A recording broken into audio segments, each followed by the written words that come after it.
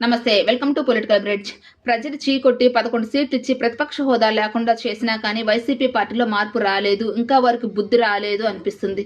ఎందుకంటే అంబటి రాంబాబు గారు మాట్లాడిన మాటలు ఒక్కసారి చూడండి.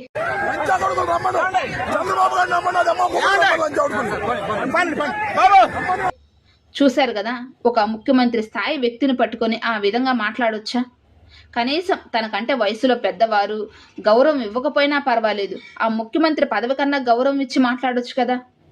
అవునులే, జగన్మోహన్ రెడ్డి గారు డీజీపీ గారిని మంత్రి గారిని పట్టుకొని వాడు వీడు అని మాట్లాడడంగా తప్పులేదు, కానీ ఇక ఆయన అనుకరించే వాళ్ళు ఈ విధంగా మాట్లాడడంలో అసలు తప్పే లేదు.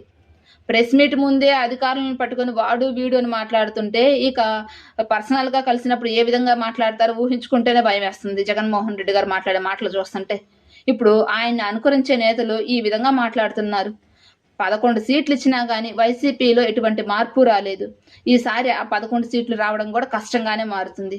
ఇప్పటికైనా వైసీపీ పార్టీ ఇలా మాట్లాడే వారిని యాక్షన్ కాదు, పార్టీ నుంచి సస్పెండ్ చేస్తే కానీ ప్రజలు ఆ పార్టీని ఆదరించరు.